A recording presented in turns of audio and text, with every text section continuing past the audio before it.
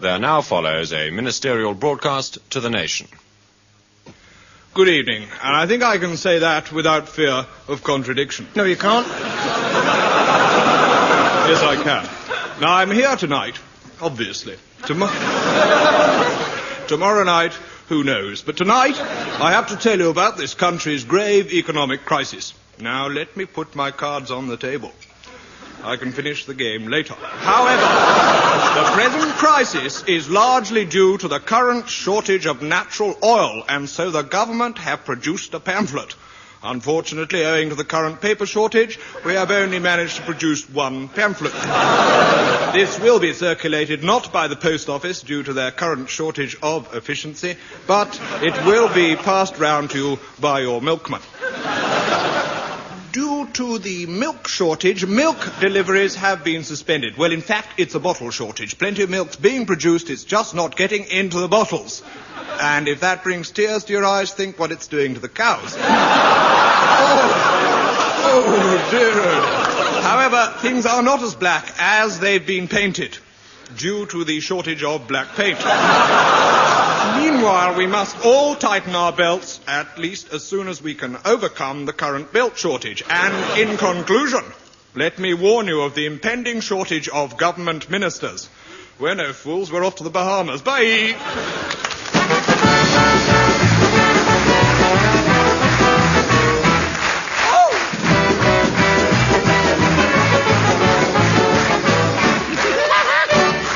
Once again, the strains of the Angus Prune tune bring you a shortage of Tim Brooke Taylor, John Cleese, Graham Garden, David Hatch, Joe Kendall and Bilotti to beguile another 30 minutes with idle whimsy, as the voice of them all once more reports. Oh no, it's I'm sorry I read that again.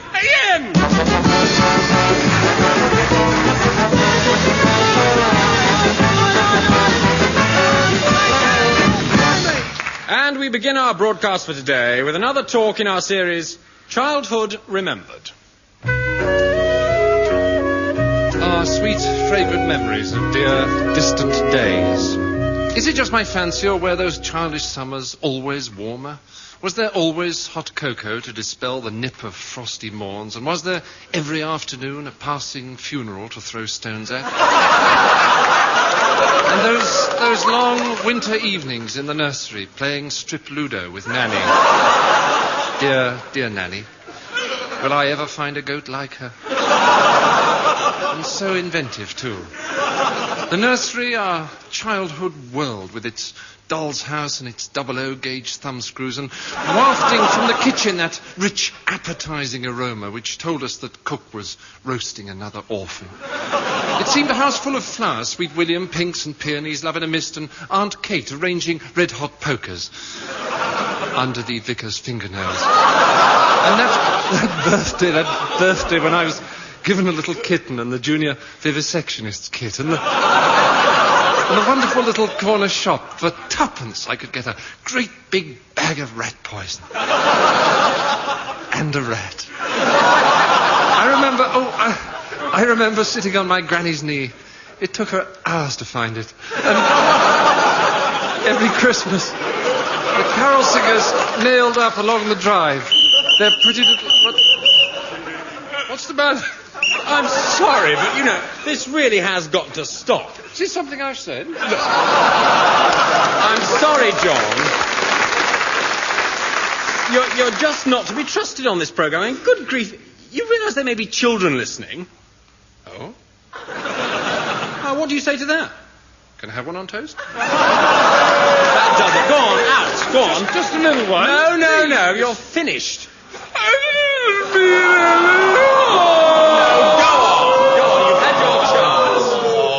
Look what you've done to him. You keep out of this. No, I'm sorry, but I have to agree with John. Why? Because he has great talent, audience appeal, and a carving knife. All right. We can do without either of you. Off you go. Go on. Straighten your caps. Don't slouch. Off with the pair of you. Very well. And you know what we're going to do together? You're not, are you? Oh, yes. And then we are going to start our own radio station. What? Competition with Radio Prune? How could you sink so low? Done all right so far. Hello, listeners everywhere.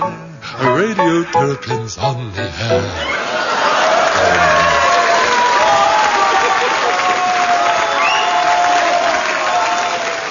Radio Terrapin? Don't make me laugh. Oh, a challenge. Oh, go on and good luck.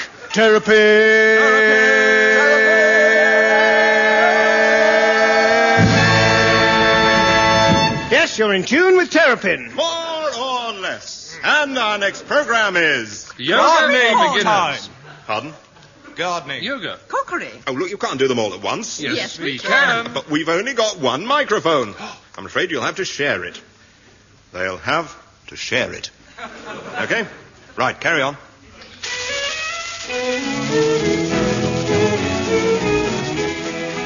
Hello, and welcome to gardening. For beginners. Corner.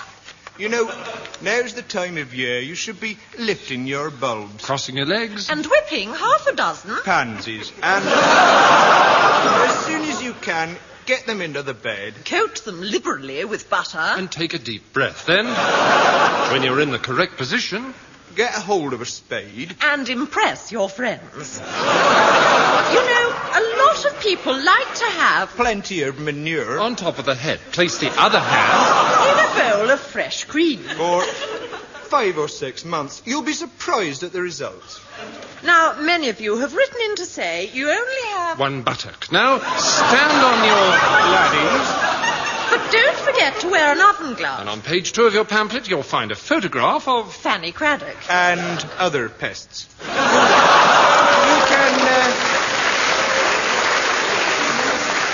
You can get rid of them by... putting your left foot in. A juicy bit of rump. You know, I've often been called. The queen of puddings. A lovely way to round off your... Stomach, and it's always wise to keep a bit of... crumpet. In the potting shed. And, in conclusion, I can only say Hollyhocks. And the same. to you.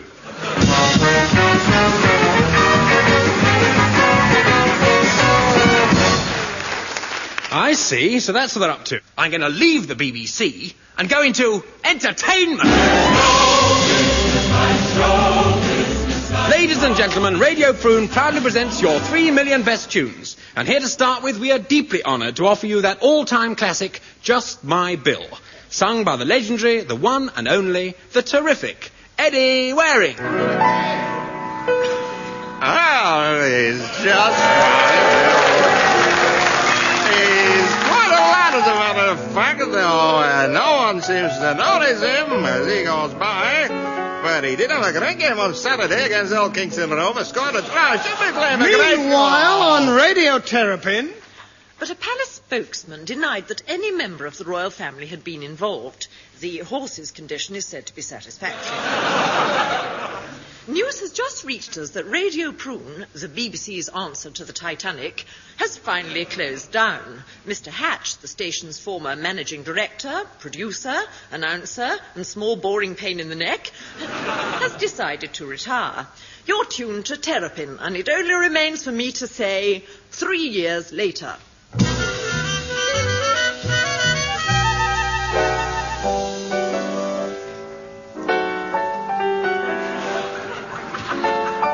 The same again, Sam.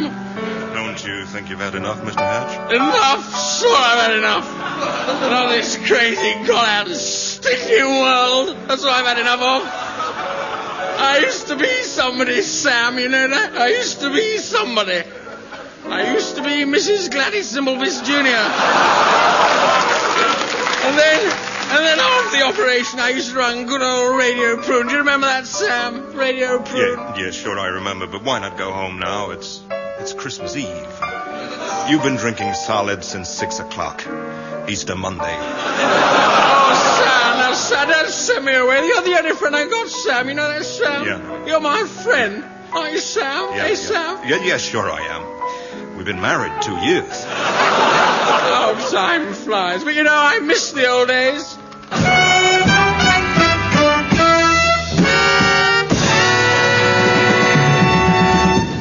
You're tuned to Radio Terrapin, and the time now is 6 months later, precisely. Oh, my God. What? Nothing.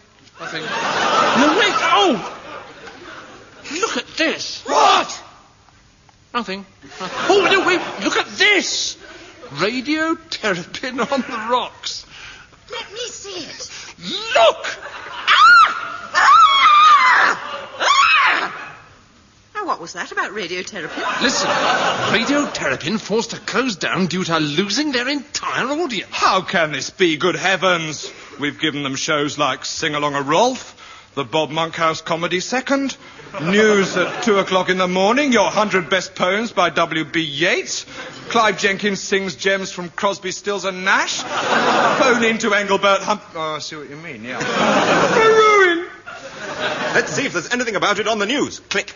And Radio Terrapin has been forced to close down. You're tuned to Radio Hatch.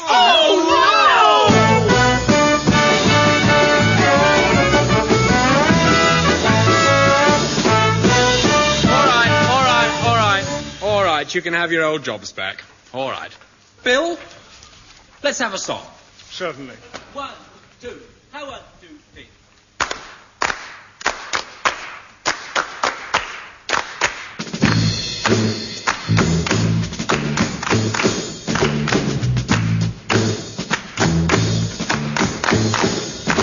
From Birmingham to Burnley, from Manchester to Spurs, there's a bloke that all the managers detest.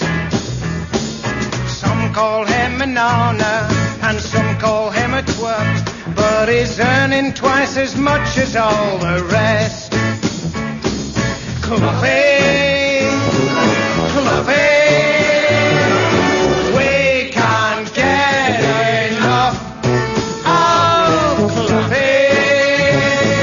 Cluffy, bring back Brian Clough. He's a funny little fella with tiny piggy eyes, a twisted grin and nicely short-cut hair. But if you think he's a loony, then just look at Sir Ralph. Now who do you prefer? Hey, Cluffy, we can't get enough.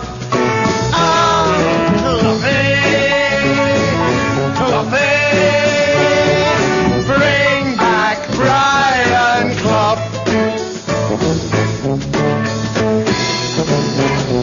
Of course, in point of fact, Sir Ralph is a very dull man.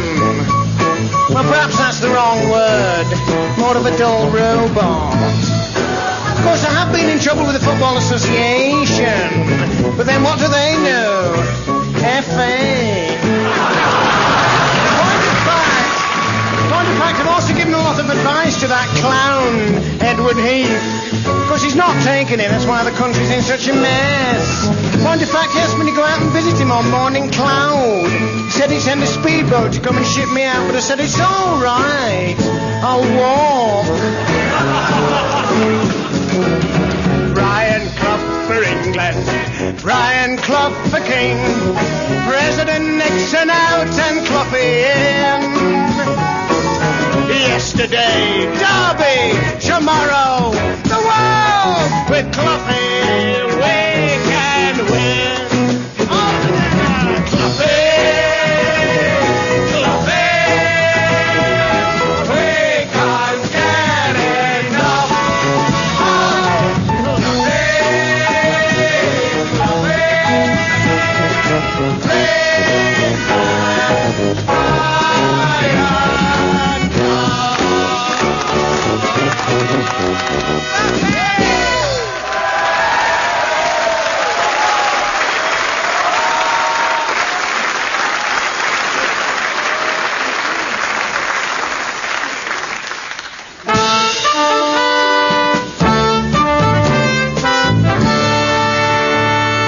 Ladies and gentlemen, we present Ice Cubes Down My Cleavage or the Colditz Story.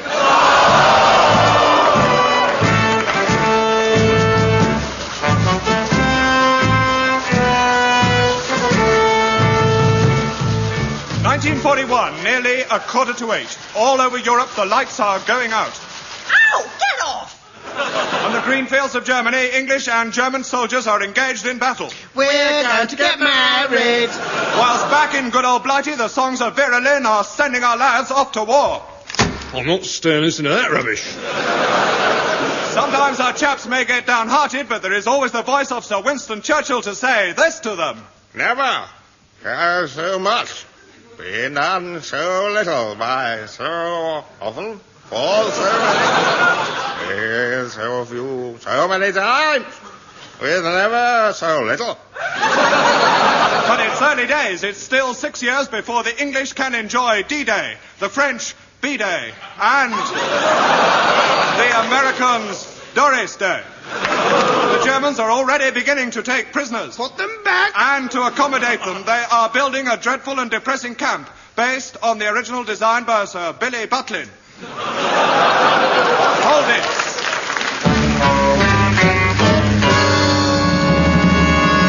July 41.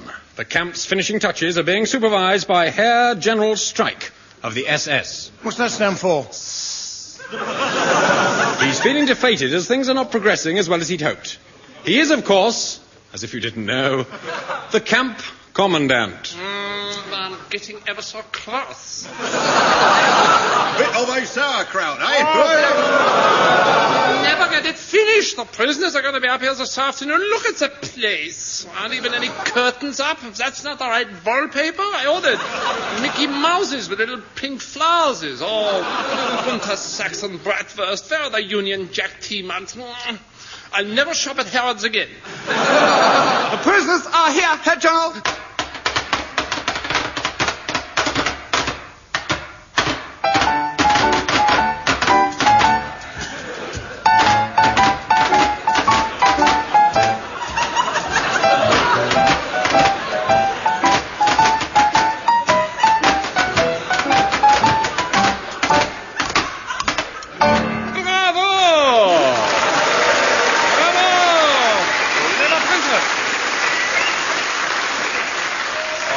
How do you do? God save the Queen. Hip, hip. Top hole, little chap. What? What's he on about? Please do introduce yourselves. Let's hope you've got funny names. Captain Heatheringham, Fotheringham, Wackingham, Biffingham, Knockingham, Rockingham, oh yeah, baby, Rooty Toodoo, Boop, Shebam, Fortescue, Liberty Bodies, Phipps. Not bad for starters. And please, who is this? Surely you remember me, Herr General. Don't you recognize the handlebar moustache? Yes, that rings a bell. Yes, you'll find I've changed a lot since then. Cheeky face. No, what is your name? Do you have a funny name? Or may I call you Shredros? No, I'm just a plain major. But Major what? Major Jump. Oh, nice one, British child. All right. Is that all the prisoners? Yes, all except, of course, for the usual batch of lovable, chirpy Cockney privates. Nobby. Chalky. Ginge. Chalky. Nobby. Ginge. Chalky. Chalky. And Nobby. Here, where's Ginge? Oh,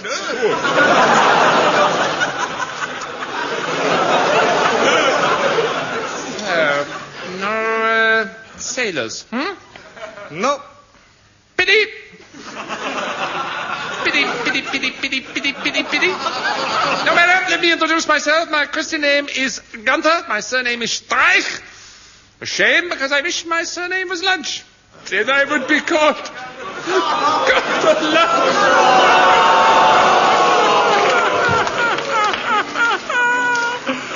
Nice one, me. Wunderbar. Who says we Germans have no sense of humor? I say you Germans have no sense of humour. Say that again, English pig dog rabbit pelican.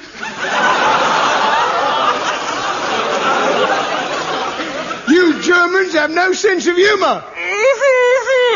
How could you? Come along, old chap, don't cry. We'd like to know the names of all your staff.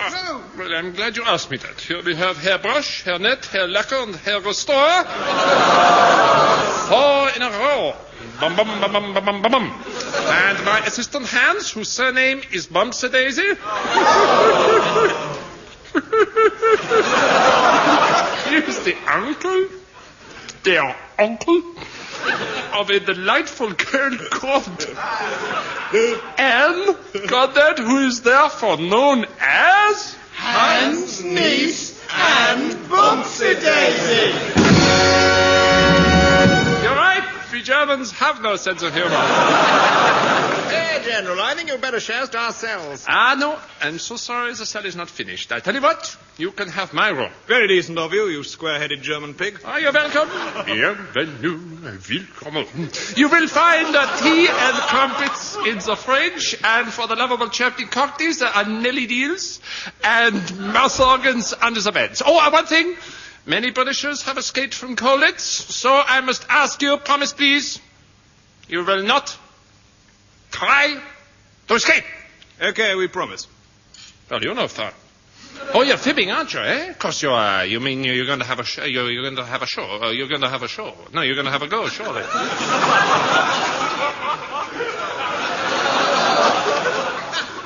No. Oh. Still here? Yeah. Yes. Oh. Hello? Hello. Just checking. So, hi then. Bye-bye. Shall I, leave the door open? No, thanks.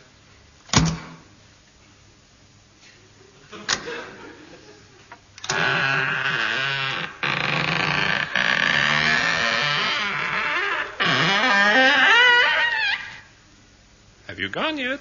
I'm trying to get some sleep. Aren't you even going to do a little escape? For heaven's sake, it's our first night. Well, I'll cover my eyes. No. Promise I won't peek. Once and for all, we're not going to escape. Very well. To the torture chamber with you, pig, dog, elephant, warthog, mice. I'm going to have some fun tonight.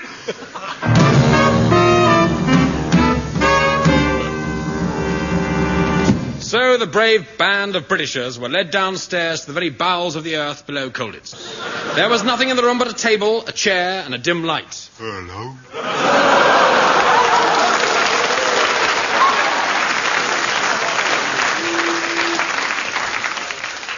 Then the general began his interrogation. Now, I want to know why you will not escape. Please tell me. Why won't you escape? Why? Stop hitting me! God in heaven, you know how to be cruel. Never mind, I have a surprise for you, a new prisoner. May I present a fine old English gentleman, Admiral Alec? Alec who? Alec, a nice cup of tea in the morning. Oh, a nice other one, me. We can't stay here listening to this any longer. We will try to escape.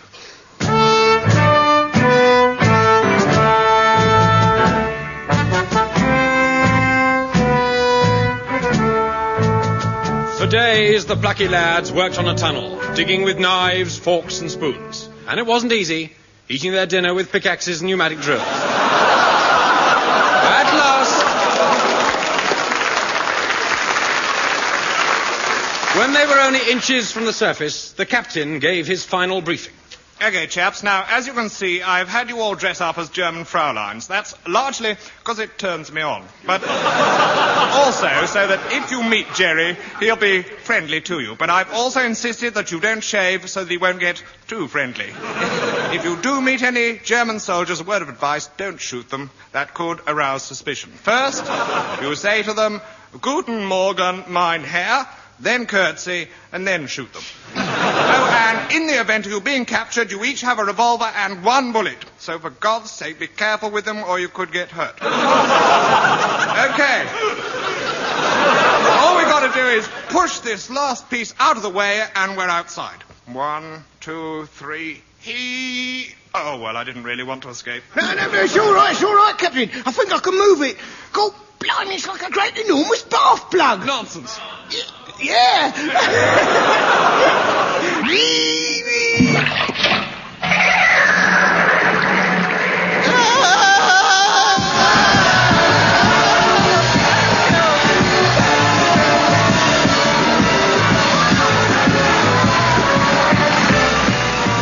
Pull the plug out. Who's in my bath?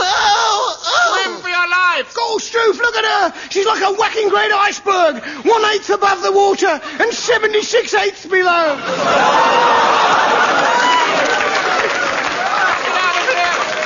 Get out, swim for the hill. Our gallant chums clambered out of the bath and set off over the German countryside. For 6 days they ran, and then, seeing a church on the hillside, they went inside to rest.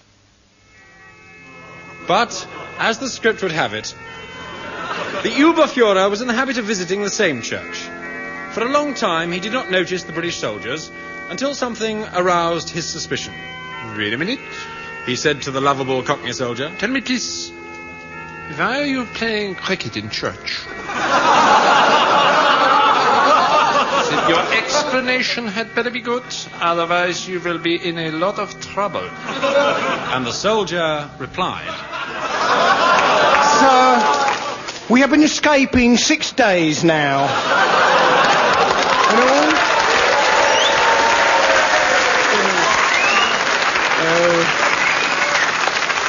And perhaps I should get out while I'm going well, but I'll carry on. And all that time, I had no prayer book and no Bible. I had only my cricket bag. You see, sir, when I look at a cricket ball, I think of God's earth spinning in the firmament. When I look at the 2 umpires, I think of those other 2 umpires at York and Canterbury. And when I look at the 3 cricket stumps, I think of the 3 virtues, or Shadrach, Meshach and Abednego. All 3 cricket stumps. And when I look at the 4 bales, I think of the Gadarene swine. Or at least 4 of them. And when I think of the 6 balls in the over, I remember that is just half the number of disciples. And when I think of the 8 balls in an Australian over, I remember that is 2/3 the number of disciples.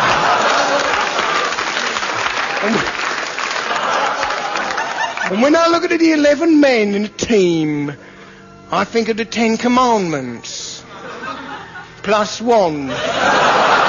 So you see, sir, my cricket bag serves me as a Bible, a prayer book, and a cricket bag. And the Oberfuhrer replied, What a load of rubbish. Shoot the lot of them.